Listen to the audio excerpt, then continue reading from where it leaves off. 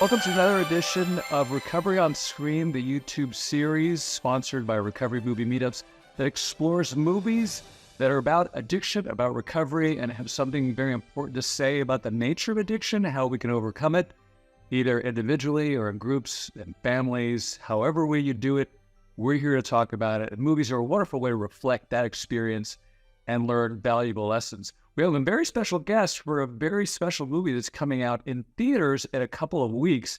The movie's called Sweet Dreams. We're going to talk to the director and the writer of that film, LIJE SARKI, in just a moment.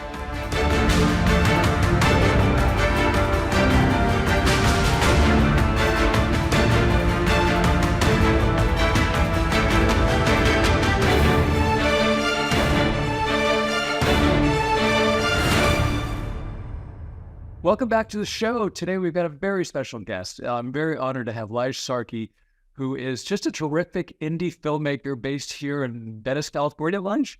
Yeah. Okay. Yeah. Who's made this really great film called Sweet Dreams, starring Johnny Knoxville and an incredibly funny ensemble cast of characters. And then the synopsis seems familiar, but it's not. It's a bunch of guys who decided they want to raise some money to save their sober living facility by enlisting in a softball tournament. And chaos and hilarity ensues. LIJE, tell us a little bit, how did you come up with this idea? And was it brewing for a while? And was this also tied to your own experience of recovery? Tell us a little bit how it came about. Yeah. No, it hadn't been brewing for a long time. I think I always wanted to, I love baseball. I always wanted to make a sports movie, and so I think that was just sitting on the back burner. And there was a guy who's a good friend of mine now. Honestly, he just had 4 years, celebrated 4 years the other day. And back when I started writing this thing, I was picking him up from the sober living and taking him surfing. And I had recently saw the movie The Way Back too, that Ben Affleck thing, which I loved, but, it was also a little darker, a little heavier, and it's not, and there's twofold. I said to myself, I was like, why don't they just win? No one wins anymore, and now that be the sports aspect or the recovery aspect, and so between that and then picking up my friend who was at a sober living, I was like, we should do a baseball movie. And what about a sober living or recovery spot is a great place to have an odd group of folks or people that might not mix, you can get a bunch of cool characters out of that. And that's kind of how the idea started. And it went pretty fast. I worked with that guy that I was picking up, Eric. He's credited on the film, a story by both of us. And, he was pretty integral in me coming up with, some characters and just laying the groundwork for it, And then once we had the idea, it all happens pretty fast. And I had, cast attached. I went to some friends early on and I went through some stages of having different actors attached. And took a while. A lot of people said no. You got a lot of no's, went back to some places. And, one of the producers on there, Rob Barnum, I actually gave it to him early on. And he was like, come back if you need some help. And 2 years later, I'm like, I need some help. And we went back to someone that had originally passed and they were like, yeah, we'll do this. That's great. When Johnny came on, it changed, it gave us some boost to. Sure. Well, I think, he's, there's something about Johnny Knoxville, which I think, definitely like a bro, he appeals to that sort of masculine audience. And there's a lot of masculinity in this film, but there's also the flip side is that this movie really helps you see men when they're very vulnerable. And you see Johnny Knoxville when he's very vulnerable. And recovery makes people vulnerable. And you showed that side of the equation, I would say masterfully and very empathetically. I think that was one of the things that really struck me was that, you can root for the guy because he's trying to get sober, but when you understand their problems and what they're going through and what they're feeling and how they can admit to things that are very painful to admit to, especially in public, I think you captured the experience of the mutual support format very well. And I also loved what you did with the character who's his sponsor, Jay Moore. Who doesn't quite look how he looked in Jerry Maguire anymore, but C'est la vie. But I think that your portrayal of him as a sponsor was interesting. how did Jane Moore come associated with the project? And did you have a sponsor like that in your own recovery, if I could ask? No, my sponsor's not like that. You know, I guess I'm technically whatever. We don't talk program here. We just talk recovery broad sense. But yeah, like he's inspired by a guy that I know. There's this like I invited the guy that I know to come to the screening we're having, the advanced screening we're having in a week, and he'll be surprised, I think, to see this, you know, version of him. Maybe he'll know, but yeah, it's inspired by a guy I know. There's not that many movies that have that relationship. Well, the thing that I really wanted to do, which I think is not done well, is a proper representation of like everything that I'm trying to cover in the film, you know, and show or kind of shed a light on, you know. And the whole idea was to shed a light on this whole idea that this doesn't suck. It's not this drab experience that is portrayed all the time in movies, you know. And because if it was, I wouldn't have stayed sober, you know, I would have never made it. So, and, you know, I've got a little bit of time behind my belt now, and it's because it's fun, you know. And so, yes, there's some serious stuff, but no one takes themselves that serious. So if that makes any sense, you know, I'm sure to you, but like to the regular, you know, to the non-alcoholic or addict or whatever, you know, it's just like, yeah, it's supposed to be fun and like the meetings and all that stuff. Like that's how it really feels for me, you know. And some other people that have gone through, you know, steps in recovery have watched it and really like, you know, hey, that was nice. That you did like a proper representation of it, you know. So that's what I tried to do. And it's like 10 people in a circle talking about how depressed they are, and it's just not like that, you know.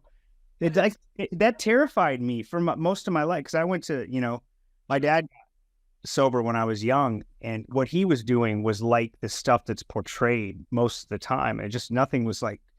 So that was the last resort for me. You know, I dragged this thing out for a very long time because I thought it was going to suck, you know, and it's just, you know. So. Well, I think you achieved that objective, because it does make, you know, the meeting experience unsucky, you know, interesting. And also, you know, I think I sort of looked back, and I looked at 100 movies in 100 days about addiction recovery to sort of write my book and inform my whole journey through using movies to heal or help people heal. And I don't think there's really ever been a movie that's dedicated to a sober home. So this might be like a movie first. And so if that's the case, that's going to be sort of like a movie that people can then reference back and saying like, oh, I'm going to be going to a sober living situation. Great. I saw that movie with Johnny Knoxville. It seems like a lot of fun, you know, like a fraternity house, but without the alcohol and the drugs. So in that sense, you're doing a public service. And you also, you know, before we started the taping, you said that you had a goal in mind that is very altruistic and also very noble. What, can you tell me again what that was?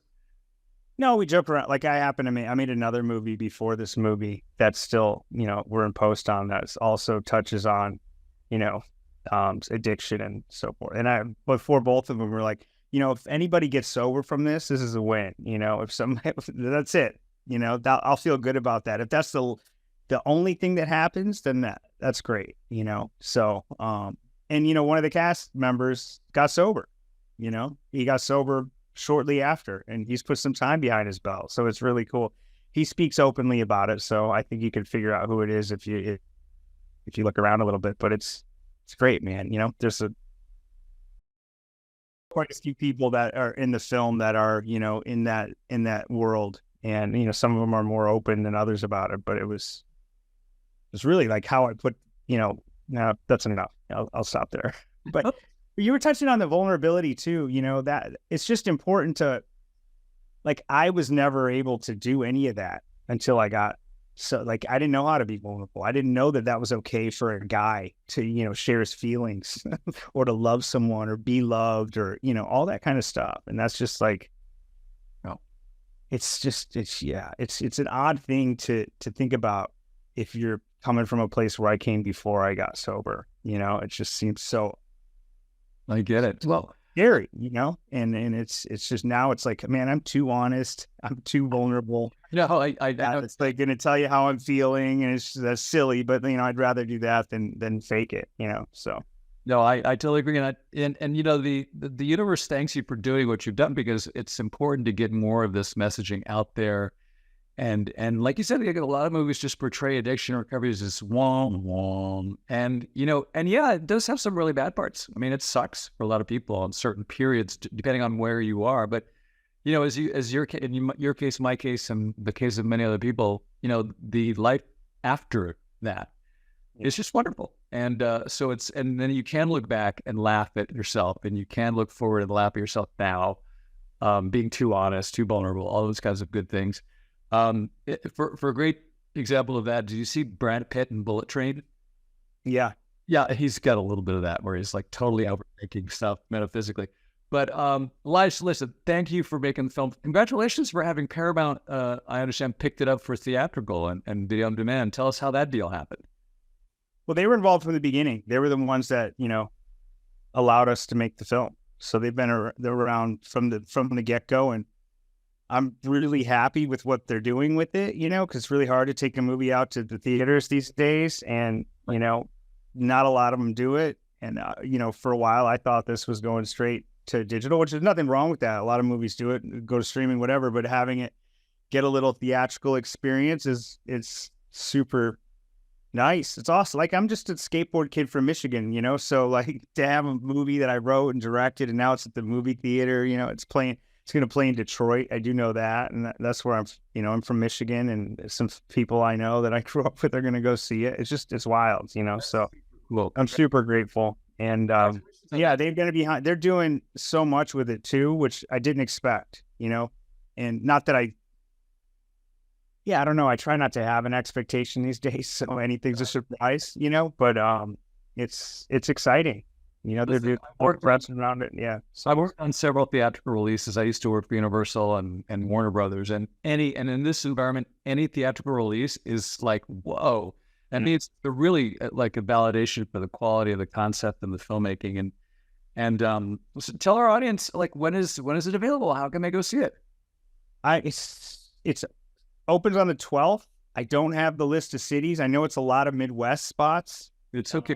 I'll put I think if I set them right now, then I would. No, don't worry. Might get in trouble. I think LA and New York too. Yeah, I'll get from Paramount, and I'll put them in the description section of this video. And then when is the VOD release? I think you can buy it for like 4 days later, the 16th. The 16th. And then rent a few weeks after that. And then I don't know what the next window is streaming. Okay. You know. But like when you buy it and rent it, it's everywhere. So the 16th of April, it's available. Yeah, I think you can purchase it for like one of those more expensive prices, you know, like if you're at the theater. Well, this is a movie that you should own. It's a good one. Yeah, I think so. You can watch over and over. Don't undersell it. Don't rent it. Buy it. It's funny. There's some funny guys in there. I mean, Bobby Lee, Theo, they're right. You know, Data did a great job. Mo's hilarious. I don't know if everybody knows who Mo is. You know, he's got a show on Netflix called Mo, but he's hilarious. He's the best. So I thought the guy with the dreadlocks was really cool. Just this calm delivery, you know, very articulate. You played against type, which I think was really cool. So, well done. None of it was on purpose. No, really. It was like the whole cast just kind of came together very naturally. Oh, wonderful. Well, listen, our community is really excited to learn that this movie is, A, that it exists. Number two, that it's as good as it is. Number three, I'm a big fan. All of you people in the recovery movie meetups and the addicted in film community, definitely go out and see it in theaters if you can. If not, buy it on VOD of your favorite on-demand platform, and then it's available for rental in a couple of weeks. But I would buy it if you could. Keep it. It's kind of a keeper that you should have in your library. Lige Sarki, thank you so much for being on this episode of Recovery on Screen. You're going to have to keep us posted on your next movie adventures, and we're all here to support whatever you do. Thank you so much for joining us. Thanks, Ted. Appreciate you.